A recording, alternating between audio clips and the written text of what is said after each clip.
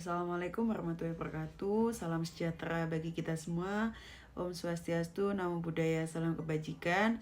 Perkenalkan, saya Amalia Farika dengan NIM 2023 1011 03 11 021, mahasiswi Fakultas Hukum Universitas Muhammadiyah Malang.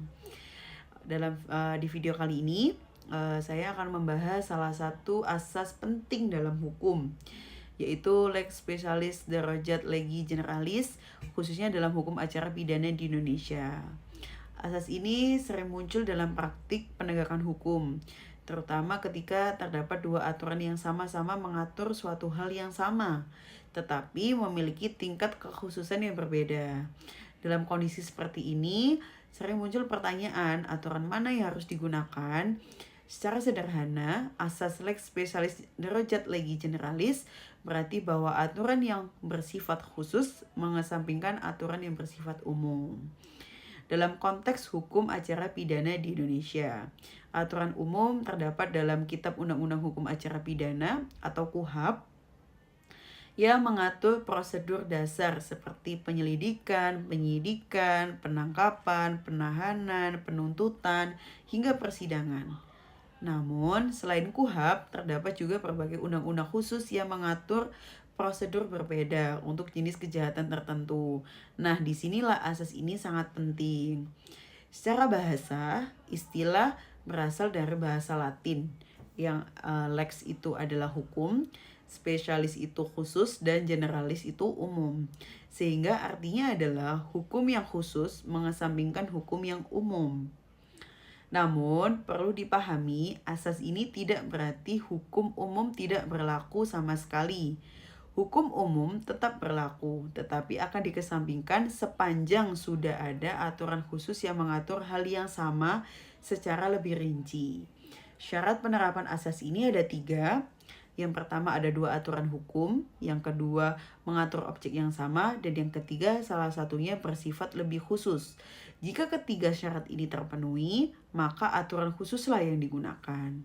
Dalam sistem hukum di Indonesia, asas ini memang tidak selalu ditulis secara eksplisit dalam satu pasal tertentu, tetapi diakui dalam praktik hukum dan doktrin hukum. Dalam hukum acara pidana, KUHAP menjadi dasar umum. Namun ada banyak undang-undang khusus yang mengatur hukum acara seperti Undang-Undang Nomor 35 2009 tentang narkotika, Undang-Undang Pemberantasan Tindak Pidana Korupsi, dan Undang-Undang Pemberantasan Tindak Pidana Terorisme. Undang-undang tersebut tidak hanya mengatur tindak pidananya, tetapi juga cara penanganannya dan seringkali berbeda dari KUHAP. Dalam praktiknya, asas ini digunakan ketika ada perbedaan antara KUHAP dan undang-undang yang khusus. Contohnya dalam kasus narkotika. Dalam kasus narkotika terdapat teknik penyidikan khusus seperti undercover buy, controlled delivery, tetapi ini tidak diatur secara rinci di dalam KUHAP, tetapi diatur dalam Undang-Undang Narkotika. Maka yang digunakan adalah aturan yang khusus. Lalu dalam kasus korupsi terdapat kewenangan khusus seperti penyadapan dan operasi tangkap tangan yang dilakukan oleh Komisi Pemberantasan Korupsi. Ini merupakan pengecualian dari KUHAP. Lalu kasus terorisme. Dalam kasus terorisme, jangka waktu penahanan bisa lebih lama dibandingkan KUHAP, sebab hal ini merupakan sifat kejahatan yang luar biasa. Kenapa asas ini penting? Alasannya apa asas ini penting gitu? Yang pertama, karena setiap kejahatan memiliki karakteristik yang berbeda. Kedua, untuk meningkatkan efektivitas penegakan hukum. Dan yang ketiga, untuk memberikan kepastian hukum bagi aparat penegak hukum. Namun, dalam praktiknya juga muncul beberapa masalah, seperti tidak selalu jelas mana aturan yang lebih khusus, lalu potensi penyalahgunaan kewenangan, dan tumpang tindihnya antar undang-undang. Penerapan asas ini harus memperhatikan juga seperti hak asasi manusia, asas praduga tidak bersalah, dan juga prinsip due process of law. Jadi tidak bisa sembarangan digunakan. Nah, sekarang kita akan masuk ke bagian yang lebih aplikatif gitu. Saya akan memberikan soal cerita ataupun contoh kasus dalam asas ini. Baik, sebagai contoh kasus, saya akan memberikan contoh kasus atau perkara dalam narkotika. Jadi seperti ini, ketika seorang mahasiswa bernama Rizky berusia 21 tahun, tinggal di Malang. Awalnya dia hanya sebagai pengguna narkotika jenis sabu. Namun karena kebutuhan ekonomi dan pengaruh lingkungan, ia mulai ikut menjadi perantara jual beli. Suatu hari, aparat kepolisian mendapatkan informasi dari masyarakat bahwa akan terjadi transaksi narkotika di sebuah kos-kosan. Berdasarkan informasi tersebut, polisi melakukan teknik penyamaran atau undercover buy, di mana salah satu anggotanya berpura-pura menjadi pembeli. Dalam transaksi tersebut, Rizky sepakat untuk menjual sabu seper 1 gram. Saat transaksi berlangsung, polisi langsung melakukan penangkapan di tempat. Saat ditangkap, Rizky tidak diberikan surat perintah penangkapan terlebih dahulu karena kondisi tersebut dianggap sebagai tertangkap tangan dengan barang bukti 1 gram sabu dan juga handphone, lalu diamankan oleh penyidik. Nah, di sini perlu dianalisis juga di tahap penangkapan gitu. Menurut Kitab Undang-Undang Hukum Acara Pidana, penangkapan pada prinsipnya harus disertai dengan surat perintah. Namun dalam kondisi tertangkap tangan, penangkapan dapat dilakukan tanpa surat. Selain itu, teknik undercover buy tidak diatur dalam KUHP, tetapi diatur dalam Undang-Undang Nomor 35 Tahun 2009 tentang narkotika. Jadi penerapan asasnya, Undang-Undang Narkotika sebagai lex spesialis mengesampingkan KUHP sebagai lex generalis. Lalu setelah penangkapan, Rizky dibawa ke kantor polisi untuk dilakukan pemeriksaan. Dalam proses penyidikan dilakukannya tes urin, dilakukannya pemeriksaan saksi, dan juga dilakukan pengembangan jaringan. Penyidikan juga menggunakan teknik controlled delivery untuk menangkap pemasok di atas Rizky. Nah, di sini kita akan menganalisis hukum di tahap penyidikan. KUHP hanya mengatur penyidikan secara umum, namun dalam Undang-Undang Narkotika, penyidik diberi kewenangan khusus dan diperbolehkan menggunakan teknik penyidikan tertentu. Kembali lagi ke berlakunya asas lex specialis. Lalu, Rizky kemudian ditahan oleh penyidik. Dalam KUHP ada batas waktu penahanan tertentu. Namun dalam praktik kasus narkotika, penahanan bisa diperpanjang sesuai kebutuhan penyidik berdasarkan aturan khusus. Kita analisis juga nih dalam tahap penahanan. Jika ada perbedaan antara KUHP dan Undang-Undang Narkotika, maka yang digunakan adalah aturan yang khusus. Namun tetap harus ada alasan objektif dan subjektif, lalu tidak melanggar hak tersangka. Lalu masuk ke penuntutan. Setelah berkas lengkap atau P21, perkara dilimpahkan ke jaksa penuntut umum. Rizky didakwa dengan pasal 114 Undang-Undang Narkotika sebagai pengedar dan subsidiar pasal 112 sebagai kepemilikan. Kita analisis hukum dalam penuntutan ini. Disinilah mulai terlihat perbedaan penting. Dalam KUHP, penuntutan bersifat umum. Dalam Undang-Undang Narkotika ada klasifikasi peran, yaitu pengguna, pengedar, bandar. Ini menunjukkan kekhususan dalam Undang-Undang Narkotika.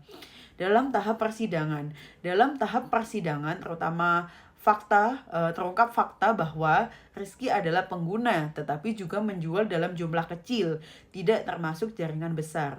Penasihat hukum meminta supaya Rizky direhabilitasi, bukan dipenjara. Kita analisis hukumnya dalam tahap persidangan ini. Dalam KUHP tidak mengatur rehabilitasi secara khusus. Namun dalam Undang-Undang Nomor 35 Tahun 2009 tentang narkotika, penggunaan narkotika dapat direhabilitasi. Ini bentuk lain dari lex specialis. Nah, langsung ke tahap terakhir, yaitu putusan hakim. Setelah mempertimbangkan fakta persidangan, hakim menyatakan Rizky terbukti bersalah, namun pertimbangannya bahwa ia juga pengguna. Hakim menjatuhkan putusan rehabilitasi selama 1 tahun. Analisis dalam putusan ini, hakim menggunakan KUHP sebagai dasar prosedur dan Undang-Undang Narkotika sebagai dasar substansi dan pengecualian. Ini contoh nyata kombinasi lex specialis itu Undang-Undang Narkotika dan lex generalis itu adalah KUHP. Sebagai penutup dari pembahasan ini, kita bisa melihat bahwa asas lex specialis derajat legi generalis bukan hanya sekedar konsep teori dalam buku hukum, tetapi benar-benar diterapkan dalam praktik hukum acara pidana di Indonesia. Melalui penjelasan dan contoh kasus yang sudah dibahas, terlihat bahwa dalam sistem hukum di Indonesia terdapat dua jenis aturan, yaitu aturan yang bersifat umum dan aturan yang bersifat khusus. Aturan umum dalam hukum acara pidana terdapat dalam Kitab Undang-Undang Hukum Acara Pidana atau KUHAP yang menjadi pedoman dasar dalam proses penegakan hukum. Namun, seiring berkembangnya jenis kejahatan yang semakin kompleks, negara kemudian membentuk berbagai undang-undang khusus seperti Undang-Undang Nomor 35 Tahun 2009 tentang narkotika yang tidak hanya mengatur tindak pidananya, tetapi juga mengatur cara penanganannya yang secara lebih spesifik. Disinilah asas lex specialis derajat legi generalis berperan penting. Asas ini memastikan bahwa ketika terdapat perbedaan antara aturan umum dan aturan khusus, maka aturan yang lebih khususlah yang digunakan. Tujuannya agar penegakan hukum dapat berjalan lebih efektif dan sesuai dengan karakteristik kejahatan yang dihadapi. Jika kita melihat dari contoh kasus narkotika yang telah dibahas, asas ini bekerja di setiap tahapan proses hukum, mulai dari penyelidikan dengan teknik undercover buy, penangkapan tanpa surat dalam kondisi tertangkap tangan, penyidikan dengan metode khusus, hingga pada tahap persidangan yang memungkinkan adanya rehabilitasi bagi pengguna narkotika. Hal ini menunjukkan bahwa hukum acara pidana di Indonesia ini tidak bersifat kaku, tetapi fleksibel dan adaptif terhadap perkembangan zaman. Namun demikian, penting untuk dipahami bahwa penerapan asas lex specialis tidak boleh dilakukan secara sembarangan. Tidak semua perbedaan aturan otomatis berarti aturan khususlah yang harus digunakan. Harus tetap dilihat apakah benar aturan tersebut mengatur hal yang sama dan apakah sifatnya lebih spesifik. Selain itu, penerapan ini juga harus memperhatikan prinsip-prinsip dasar dalam hukum acara pidana, seperti asas praduga tidak bersalah, perlindungan hak tersangka, dan prinsip due process of law. Karena pada dasarnya tujuan hukum bukan hanya untuk menghukum, tetapi juga untuk menjamin keadilan dan melindungi hak setiap individu. Di sisi lain, kita juga perlu menyadari bahwa adanya undang-undang khusus yang memberikan kewenangan lebih luas kepada aparat penegak hukum, berpotensi menimbulkan penyalahgunaan kewenangan. Oleh karena itu, diperlukan pengawasan yang ketat agar penerapan hukum tetap berada dalam koridor yang benar. Dengan kata lain, asas lex specialis derajat legi generalis harus ditempatkan secara seimbang, yaitu sebagai alat untuk meningkatkan efektivitas penegakan hukum, tetapi tidak mengabaikan perlindungan hak asasi manusia. Sebagai penutup, kita dapat menyimpulkan bahwa asas ini merupakan salah satu pilar penting dalam sistem hukum di Indonesia. Tanpa adanya asas ini, akan sulit bagi aparat penegak hukum untuk menghadapi berbagai jenis kejahatan yang memiliki karakteristik yang berbeda-beda. Namun, kekuatan dari asas ini juga harus diiringi dengan kehati-hatian dalam penerapannya agar hukum tidak hanya berjalan menjadi alat kekuasaan, tetapi benar-benar menjadi sarana untuk mencari keadilan. Tambahan penting yang perlu kita refleksikan, asas ini juga menunjukkan bahwa hukum itu dinamis. Artinya, hukum akan terus berkembang mengikuti kebutuhan masyarakat. Ketika muncul kejahatan baru yang lebih kompleks, maka hukum juga akan menyesuaikan dengan membuat aturan yang lebih spesifik. Namun di titik inilah peran kita sebagai mahasiswa hukum atau masyarakat menjadi penting, yaitu untuk tetap kritis, tidak hanya menerima aturan tetapi juga harus mampu menilai apakah penerapannya sudah adil atau belum. Akhir kata, hukum yang baik bukan hukum yang tegas, tetapi hukum yang mampu menyeimbangkan antara kepastian, keadilan, dan kemanfaatan. Terima kasih sudah menyimak. Semoga pembahasan ini dapat menambah pemahaman kita terhadap bagaimana hukum bekerja, tidak hanya dalam teori tetapi juga dalam praktik nyata. Wassalamualaikum warahmatullahi wabarakatuh.